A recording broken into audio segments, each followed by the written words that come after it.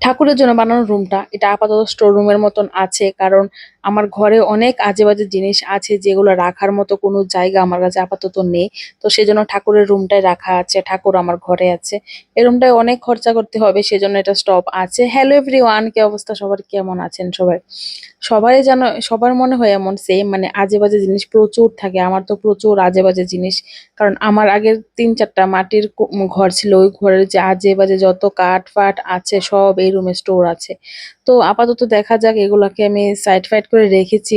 আজকে সকালবেলা ঘুম থেকে 7টার সময় উঠেছি, উঠে এগুলা লাড়া দিয়েছি আমি বর। লাড়া দিয়ে যা ভালো কাঠ ছিল সেগুলো রেখেছি, আর যেগুলা মানে কোনো কাজে আসবে না ভালোই ওইগুলাকে মানে একজনকে দিয়ে দিয়েছি রান্না জ্বালানোর জন্য। তো নষ্ট করে ফেলে দেওয়ার থেকে একজনকে দিয়ে দিয়েছি, উনি মানে জ্বালাবে, এটা ভালো। তো আমি এখন রান্না করতে এলাম, একদম শর্টকাট রান্না করছি। রান্না করতে ইচ্ছে ছিল না, কারণ প্রচুর কাজ। আর বাবু আজকে খুব দুষ্টামি করছে, যেদিন মানে আমি সত্যি অন্য এক্সট্রা কাজ এখন আর করতে চাই না, কারণ ছোট বাচ্চা না, প্রচুর দুষ্টামি করে। আমি যে কাজটা করবো ওইখানে গিয়ে বসে থাকতে চাই। তো সেজন্য এক্সট্রা কাজগুলো ছেড়েই দিয়েছি। আর সারাদিন লেগে গিয়েছিল ওই মানে রুমটাকে গুছাতে, প্রচুর প্রচুর স্টোর ছিল, অনেক জিনিস ছিল আজে বাজে, অনেক তো ফেলে দিয়েছি। আর সেই সাথে আমি ভালো ভালো জিনিসও ভুলে ভুলে ফেলে দিয়েছি। তো জানি না বরের সাথে কি ঝগড়া হবে না জানি না, অনেক ভালো জিনিস আমি ভুল করে ফেলে দিয়েছিলাম।